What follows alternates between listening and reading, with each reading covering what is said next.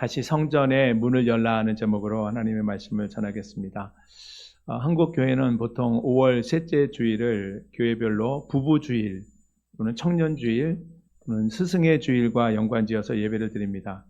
우리 교회는 아직 규모는 작지만 그래도 감사하게 최근에 20, 30대 청년들 비율이 조금씩 높아지고 있습니다. 그래서 오늘 말씀을 장년층과 이 다음 세대를 이렇게 연결하는 이 브릿지 역할을 하는 청년 세대를 염두에 두고 말씀을 준비했습니다. 마침 지난주 공동체 성경 읽기 범위 안에 들어있는 역대하 29장에 나오는 히스기야가 나이가 25세 청년의 나이에 왕이 되었어요. 그래서 청년주일 본문으로 잘 맞겠다 싶었습니다. 그런데 요즘 청년들을 바라보는 그 기준이 많이 달라진 것 같습니다. 여러분은 어디까지를 청년 세대로 보십니까? 우리나라 청년 기본법에 따르면 청년은 일반적으로는 만 19세에서 34세까지 되어 있습니다. 내가 어디에 해당하는가 잘 보세요. 그런데 또 다른 법령에 의하면 만 19세, 그러니까 40세까지 이렇게 확대하기도 합니다. 그런데 유엔에서 새롭게 조정한 연령 기준 구분 기준에 따르면 만 18세에서 65세까지가 청년입니다. 그리고 66세부터 79세까지가 이렇게 중년이에요. 이렇게 보면 우리 교회는 거의 다 청년들로 구성되어 있는 셈입니다. 네, 전덕환 집사님은 이제 중년에 접어들으셨습니다. 이렇게 고령 사회가 되다 보니까 그전에는 생각하지도 못했던 그런 기준들이 적용되어서 나이는 들어가지만 여전히 그 청년 느낌으로 살게 되는 게 뭔가 좀 혜택을 받는 좀 느낌도 들기도 합니다. 성경을 보면 하나님께서는 청년의 때 하나님을 기억하는 사람들을 부르시고 사용하신 것을 보게 됩니다. 요셉이 그렇고 다윗, 또 다니엘과 세 친구들, 에스더와 신약 성경에 보면 디모데, 이런 많은 청년 세대들을 통해서 하나님께서 당신의 역사를 이어가셨던 모습을 볼 수 있습니다. 청년을 일컬어 또 청춘이라고 부르기도 하죠. 청춘 무슨 뜻입니까? 봄을 가리키는 단어이고 젊음을 상징하는 이 단어입니다. 과거에 청년이라는 이 단어만 들어도 이 가슴이 설레이고 또 새로운 도전과 어떤 희망으로 이렇게 마음이 부풀었던 그런 때가 있는데, 하지만 이제 시대가 변해서 오늘날 이 청년이라는 단어가 주는 느낌은 많이 달라진 것 같습니다. 현재 청년들의 모습은 희망과 도전이라기보다는 취업의 어려움, 또 미래에 대한 불안감, 치열한 경쟁 속에서 사회적 지원이 필요한 이 약자의 이미지로 비춰지고 있는 것이 현실입니다. 거기다가 신앙까지 붙들고 믿음으로 살아간다는 것은 결코 쉬워 보이지 않습니다. 그래서 이것저것 포기하고 살아가는 이 청년 세대를 바라보는 마음이 더 무거워지는 것 같습니다. 장년 세대라고 다를 바 없죠. 역시 가정의 문제, 자녀의 문제, 경제적인 부담감, 건강과 삶의 책임, 또 불확실한 내일과 마주하면서 또 그 안에서 믿음을 지키며 살아가는 삶이 정말 쉽지 않은 그런 시대를 살아가고 있습니다. 이런 시대적 현실 속에서 하나님께서는 지금 청년 세대를 어떻게 바라보시고 어떤 기대를 갖고 계실까 하는 생각이 들었습니다. 그러다가 남유다의 왕이 되어서 그의 조상 다윗처럼 하나님이 보시기에 정직하게 행하며 이 닫혀있던 성전의 문을 열고 다시 예배를 회복했던 히스기야의 이야기가 마음에 와닿았습니다. 이 히스기야의 이야기, 지난 주일에 우리가 나누었던 그 말씀과도 자연스럽게 연결되고 있습니다. 다윗이 하나님의 성전 지어드리기를 그렇게 열망하지 않았습니까? 그러나 하나님께서 허락하지 않으셨죠. 대신 그의 아들 솔로몬에게 성전 건축하는 일을 맡기셨습니다. 이때 다윗은 모든 것을 포기하지 않고 솔로몬을 위해서 성전 건축에 필요한 모든 재료를 다 준비해 주었죠. 솔로몬은 아버지 다윗이 준비한 재료로 성전을 아름답게 건축했습니다. 성전이 완공되자 솔로몬이 성전을 하나님께 복원하여 드리면서 무릎을 꿇고 두 손을 하늘을 향해서 쳐들고 여러 가지 내용으로 하나님께 간구했습니다. 그 내용들이 보면 이 성전이 하나님이 임재하는 장소가 되게 하시고, 또 백성들이 전쟁이나 가뭄이나 또는 전염병이나 여러 가지 재앙으로 고난을 당할 때 이 성전을 향해서 회개하고 기도하면 하나님께서 하늘에서 들으시고 그 모든 죄를 사하실 뿐만 아니라 또 이스라엘 백성들뿐만 아니라 이방인들까지 이 성전을 찾아 기도할 때 그 모든 기도를 들어달라고 간구하는 모습이었습니다. 솔로몬이 지은 성전은 단순한 건물이 아니었습니다. 하나님을 예배하는 자리였고 죄인들이 하나님께 돌아오는 자리이고 백성들이 무너진 신앙을 다시 회복하는 자리, 바로 성전이었습니다. 그런데 시간이 지나면서 이스라엘의 왕들이 바뀌고 또 백성들의 마음도 점점 하나님에게서 멀어졌습니다. 우상들이 들어오고 또 예배가 무너지고 기도가 사라지고 결국 성전의 기능도 무너지기 시작합니다. 마침내 아하스 왕 때 성전의 문이 닫히는 충격적인 일이 벌어지고 맙니다. 우리 역대하 28장 24절 25절 말씀을 한번 같이 읽어보겠습니다. 시작. 아하스가 하나님의 전의 기구들을 모아 하나님의 전의 기구들을 부수고 또 여호와의 전 문들을 닫고 예루살렘 구성마다 제단을 쌓고 유다 각 성읍에 산당을 세워 다른 신에게 분향하여 그의 조상들의 하나님 여호와를 진노하게 하였더라. 아하스는 남유다 왕국의 제12대 왕이었습니다. 북이스라엘의 아합을 능가할 만큼 이스라엘에서는 가장 역사상 타락하고 추악한 왕으로 손꼽힙니다. 아하스는 성전의 기구들을 부수고 또 아예 성전의 문을 닫아버렸습니다. 성전의 등불이 꺼졌고 분향도 끊기고 예배도 사라졌습니다. 어떻게 이런 일이 일어날 수 있을까요? 다윗이 준비하고 솔로몬이 세웠던 이 하나님의 성전 문이 닫혀버렸습니다. 그리고 예루살렘 곳곳에 우상의 신당이 세워지고 다른 신들에게 분향하고 심지어는 이 아하스 왕은 자기 친자식을 인신제사로 드리는 그런 엽기적인 행태를 통해 하나님의 진노를 자아냈습니다. 그리고 아하스는 죽어서 장사되었는데 이스라엘 왕들의 교실에 들어가지 못하는 불명예스러운 죽음을 맞이하고 말았습니다. 그런데 하나님께서 바로 이와 같은 어두운 시대에 모든 것이 무너진 그 참담한 시대에 한 사람을 세우십니다. 그것이 바로 이 아하스의 아들 히스기야입니다.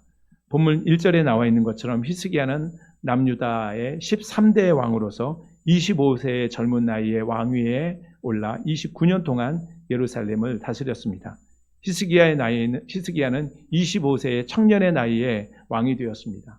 하나님은 젊은 세대를 통해서 하나님의 나라를 다시 회복하시기를 시작하십니다. 히스기야는 무너진 시대에 이 시대 속에서 하나님이 준비하신 사람이었습니다. 본문 2절은 히스기야를 그의 조상 다윗의 모든 행실과 같이 여호와 보시기에 정직하게 행한 왕이었다고 평가합니다. 특별히 그는 위기 순간마다 환경이나 사람을 의지하지 아니하고 하나님 앞에 먼저 무릎을 꿇었던 왕입니다. 히스기야는 왕이 되자마자 가장 놀라운 일을 단행하는데 본문 3절 말씀을 같이 읽겠습니다. 시작. 첫째 해 첫째 달에 여호와의 전 문들을 열고 수리하고, 이 말씀은 굉장히 중요합니다. 히스기야는 왕이 되자마자 가장 먼저 성전의 문들을 열었습니다. 히스기야는 성전이 참담하게 무너져 있는 이 현실을 타협하지 않았습니다. 아버지 아하스가 닫아버린 성전 문을 그 아들 히스기야가 다시 열어놓은 것이죠. 보통 왕이라면 새로운 왕으로 즉위했을 때 군사력을 정비하거나 아니면 경제 회복에 힘쓰거나 정치적 기반을 다지려고 노력했을 겁니다. 그런데 히스기야는 가장 먼저 하나님과의 관계 회복에 염두에 몰두합니다. 왜냐하면 유다의 진짜의 문제는 영적인 문제라는 것을 잘 알고 있었기 때문입니다. 성전이 문이 닫혔다는 것은 단순히 건물의 문이 닫혔다는 것이 아닌 것이죠. 예배가 멈춘 것이고 기도가 사라진 것이고 하나님과의 관계가 끊어진 겁니다. 사랑하는 여러분, 하나님은 이 시간 이 히스기야를 통해서 우리에게 말씀하십니다. 다시 성전의 문을 열라. 다시 성전의 문을 연다는 것은 예배의 회복을 의미합니다. 그런데 다시 성전의 문을 열었다고 해서 곧바로 예배가 회복되는 것은 아니죠. 이미 아하스 때 성전의 문이 닫히면서 성전의 제사장들이 다 뿔뿔이 흩어졌습니다. 또 우상 숭배가 만연해지면서 영적으로도 타락해져 있었습니다. 따라서 초기에 예배의 회복을 위해서 동참하는 이 제사장들의 인원이 턱없이 부족했던 것이죠. 제사장이 다시 제사의 업무를 시작하려면 제사장들이 스스로 먼저 자신을 성결하게 해야 하는 그런 시간이 필요했던 겁니다. 히스기야가 다시 성전의 문을 열고 예배를 회복했을 때 백성들이 기쁨으로 하나님께 드릴 제물들을 많이 가져왔는데 그 제물의 수를 보니까 수소가 70마리, 순양이 100마리, 어린 양이 200마리입니다. 거기 희생제물로 구비라에 드린 이 수가 소가 600마리 그리고 양이 3,000마리나 되었습니다. 이렇게 많은 제물들을 이 적은 수의 제사장들이 일일이 가죽을 벗기고 각을 떠서 하나님께 번제로 드리는 제사를 감당한다는 것은 너무나 어려운 일이죠. 거의 불가능한 일입니다. 이 일을 감당하다가는 제사장들이 먼저 쓰러지고 말 겁니다.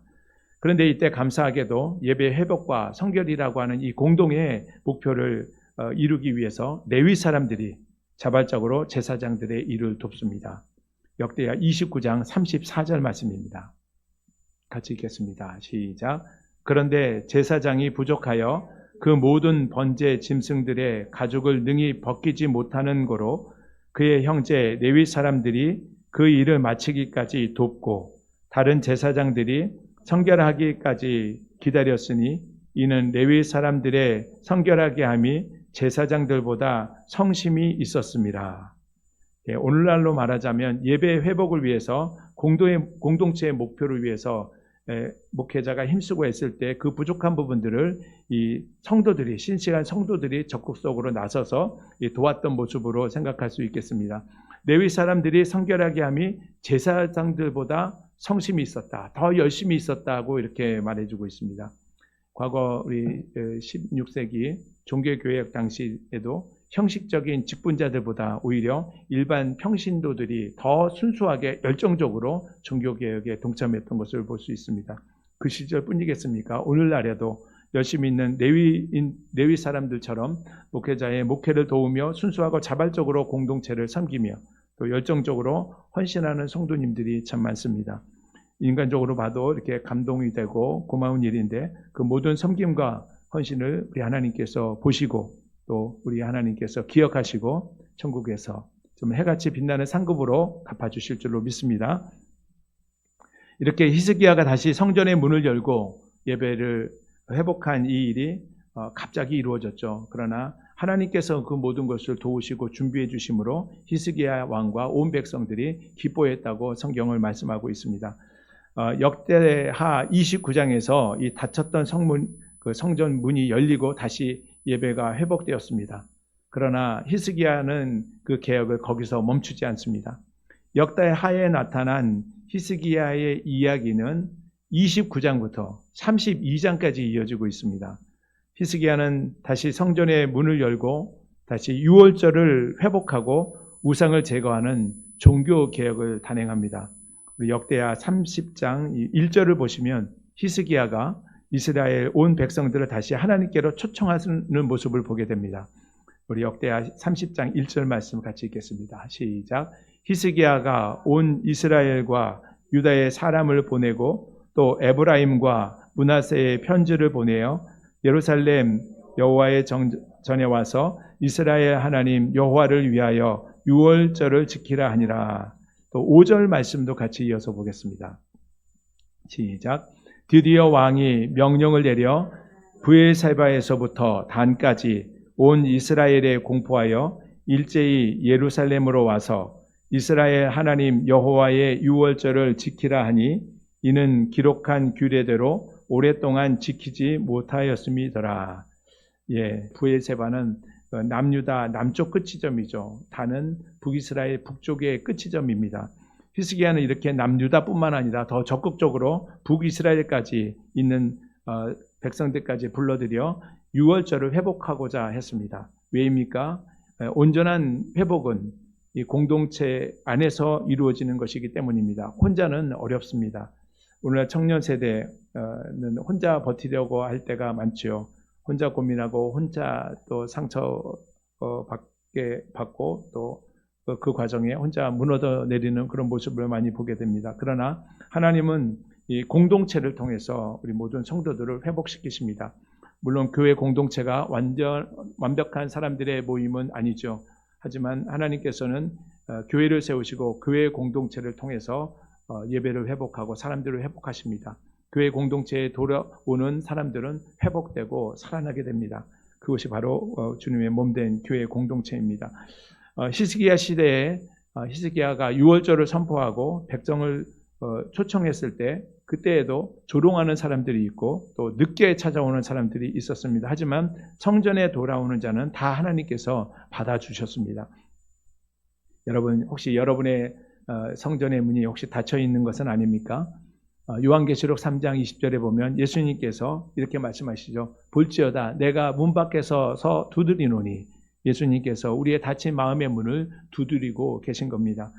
오늘 이 말씀을 통해서 우리 공동체와 더불어 우리 사랑하는 모든 성도들 개개인이 예배의 문이 열리고 또 말씀의 문이 열리고 기도의 문이 더 활짝 열리게 되시기를 주님의 이름으로 축복합니다.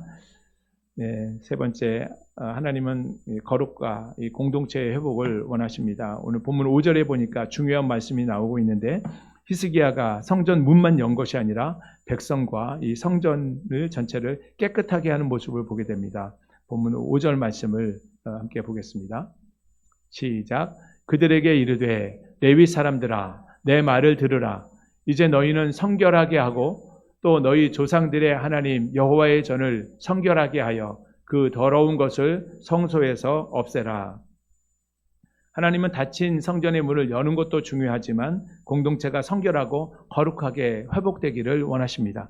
하나님은 거룩하시고 하나님의 몸된 성전된 바로 우리도 거룩하기를 원하십니다. 성경 고린도전서 3장 16절에 사도 바울은 이렇게 말했죠. 너희는 너희가 하나님의 성전인 것과 하나님의 성령이 너희 안에 거하시는 것을 알지 못하느냐.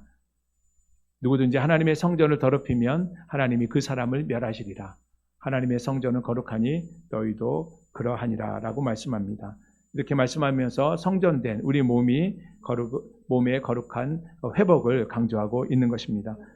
성전의 진정한 회복은 형식의 회복이 아니라 거룩의 회복이 되어야 합니다. 그런데 오늘날 많은 성도들이 거룩한 하나님을 원하면서 동시에 거룩하지 않은 세상도 붙잡고 살아가려고 하는 모습을 보게 됩니다. 교회에 나와 예배를 드리지만 삶은 세상의 방식을 따라 살아가는 모습을 보게 된다는 겁니다. 그러나 하나님은 우리를 거룩으로 부르셨습니다. 거룩은 깔끔한 사람, 완벽한 사람을 뜻하는 것이 아닙니다. 거룩은 하나님께로부터 구별된 삶을 의미합니다. 가장 하나님을 우선시하고 하나님을 우선 소중히 여기는 삶을 의미합니다. 우리 청년 때 선택과 결정을 할 일들이 참 많죠. 어떻게 살아갈 것인가, 어떤 가치관을 가지고 살아갈 것인가, 어떤 관계를 맺을 것인가, 무엇을 인생의 중심을 두고 살아갈 것인가 결정하는 시기입니다. 이때 세상은 끊임없이 우리에게 말하죠. 그게 다가 아니다. 다들 그렇게 산다. 네가 행복한 것이 우선이다 라고 말합니다. 이때 전도서 기자는 가장 중요한 것을 우리 청년들에게 말해주죠. 우리의 삶의 가장 중요한 기준이 무엇입니까? 우리가 성시 교독을 통해서도 같이 교독했던 것처럼 전도서 12장 1절에 나오는 너는 청년의 때에 너의 창조주를 기억하라. 하나님의 사람은 창조주 하나님을 기억하고 살아가야 합니다. 세상과는 다른 가치관으로 살아가는 것이 하나님의 사람입니다. 사도 바울은 고린도후서 2장 22절에 또한 너는 청년의 정욕을 피하고 주를 깨끗한 마음으로 부르는 자들과 의와 믿음과 사랑과 화평을 따르라고 권면했습니다. 거룩은 혼자가 지키기가 어렵습니다. 청년의 정욕, 주를 깨끗한 마음으로 부르는 자들과 함께 의와 믿음과 사랑과 화평을 따를 때 우리는 거룩을 지켜나갈 수가 있는 겁니다. 시편 기자는 시편 110편 3절에서 이렇게 말했죠. 주의 권능의 날에 주의 백성이 거룩한 옷을 입고 즐거이 헌신하니 새벽 이슬 같은 주의 청년들이 주께 나오는도다. 하나님은 거룩으로 옷 입고 주께 나오는 새벽 이슬 같은 주의 청년들을 주의 권능의 날에 사용하십니다. 이와 같이 쓰임받는 우리 모든 청년들 다 되시기를 주님의 이름으로 축복합니다.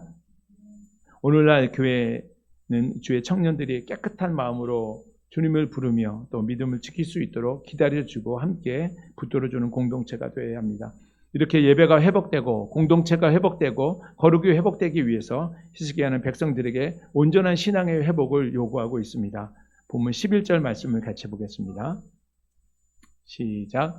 내 아들들아 이제는 게으르지 말라. 여호와께서 이미 너희를 택하사 그 앞에 서서 수종들어 그를 섬기며 분향하게 하셨느니라.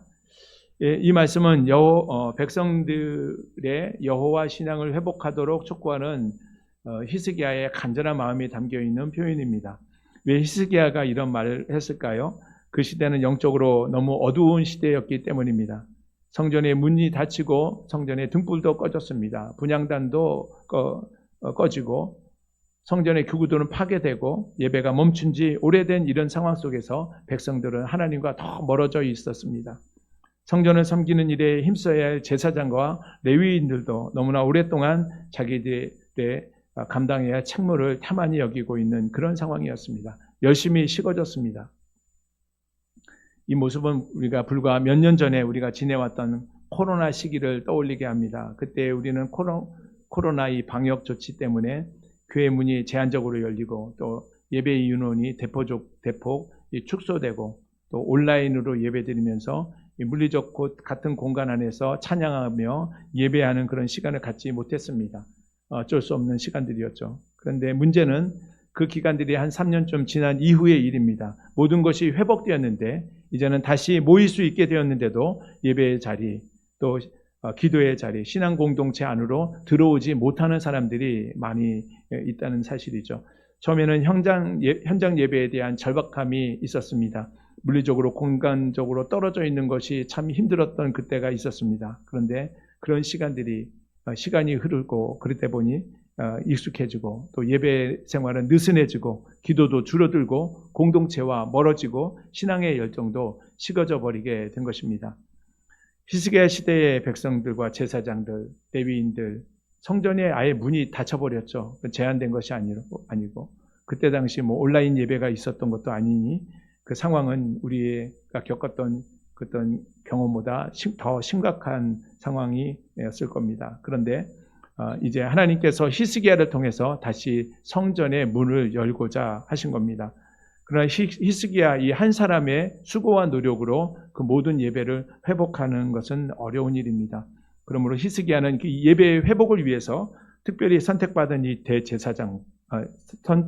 제사장들과 레위인들에게 하나님께서 너희들을 이미 선택하셨다.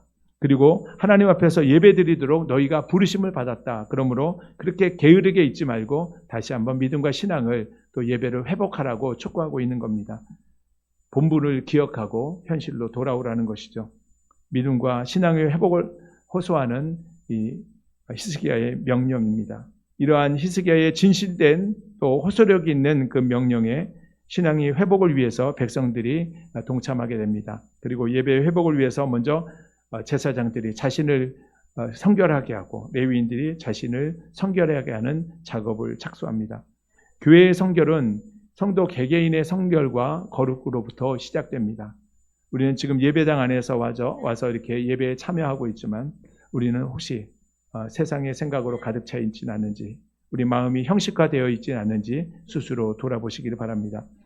예배를 통해서 하나님과의 온전한 관계가 회복될 때만이 우리의 삶의 문제가 온전히 회복되고 그 문제에서 구원받을 수가 있습니다. 성전의 문을 열고 성전을 성결하게 하고 공동체의 예배가 회복되었을 때 히스기야는 남유다 전역은 물론 북이스라엘까지 이르러서 모든 주상과 아사랴 목상과 또 산당과 모든 제단을 파괴했습니다. 이렇게 철저하게 영적 대각성 종교 개혁이 이루어졌을 때 남유다는 비로소 다시 희망을 찾기 시작했습니다. 그러나 역대하 32장에 가면 히스기야가 이 아수르의 침공이라고 하는 큰 위기 앞에 서게 됩니다. 당시 아수르는 최초의 제국으로서 가장 잔인하고 포악하게 이를 데 없었던 민족입니다. 철기 문명을 바탕으로 강력한 철제 무기와 전차병, 기마병 등 최강의 군사력을 갖춘 18만 5천 명을 이끌고 이 예루살렘 성을 포위하고 있는 그런 상황에 있었습니다. 히스기야는 현실적으로 너무나 두려웠고 백성들은 불안했고 상황은 절망적이었습니다. 그러나 그런 위기 앞에서 히스기야는 포기하지 않고 하나님을 의지하게 됩니다. 히스기야의 믿음을 보겠습니다. 역대하 32장 7절 말씀입니다. 같이 읽습니다. 시작. 너희는 마음을 강하게 하며 담대히 하고 아수르 왕과 그를 따르는 온 무리로 말미암아 두려워하지 말며 놀라지 말라. 우리와 함께 하시는 이가 그와 함께하는 자보다 크니 우리와 함께 하시는 이가 그와 함께 하는 자보다 크다고 말하고 있습니다. 얼마나 놀라운 믿음입니까? 진정한 예배의 회복을 통해서 믿음이 회복되었을 때, 하나님과의 관계가 회복되었을 때 나오는 믿음의 모습인 겁니다. 현실과 타협하지 않고 현실을 이기는 믿음이 예배의 회복을 통해서 우리 모두에게 주어지기를 주님의 이름으로 축복합니다. 말씀을 마무리하겠습니다. 사랑하는 성도 여러분, 히스기야 시대의 영적인 회복은 닫혔던 이 성전의 문을 여는 것에서부터 시작되었습니다. 그리고 그 회복은 무너진 예배를 다시 회복하고 다시 세우고 흩어진 백성을 다시 모으고 위기 시대 속에서 하나님을 의지하는 믿음의 모습으로 이어진 것을 보게 됩니다. 영적으로 무뎌진 시대였지만 하나님은 25살의 청년 왕을 통해서 이스라엘의 믿음과 신앙을 회복의 역사를 써내려 가시는 것을 보게 됩니다. 하나님께서 저와 여러분을 모두 예배를 섬기는 제사장으로 또 성소를 섬기는 레위인으로 부르셨습니다. 베드로전서 2장 9절 말씀에 따르면 우리는 모두 왕같은 제사장들입니다. 하나님은 우리를 다시 성전의 문을 여는 세대로 부르셨고 다시 예배하는 자리, 다시 기도하는 자리로 돌아오기를 원하십니다. 하나님께서 우리 모두를 히스기야처럼 다시 성전의 문을 열고 예배를 회복하고 공동체를 세우는 사람들로 새롭게 일으켜 세워주시기를 축복합니다. 우리 교회가 모든 예배의 문이 더 넓게 열리고 기도의 문이 더 넓게 열리고 은혜의 문이 열리고 또 다음 세대를 세우는 문이 열리고 하나님을 의지하는 믿음의 문이 더 활짝 열리는 세대 되시기를 축복합니다. 이렇게 되었을 때 우리가 하나님께서 우리에게 맡겨주는 귀한 사명을 잘 감당함으로 하나님께 영광 돌리는 믿음의 공동체, 아름다운 공동체로 잘 세워지게 될 줄로 믿습니다.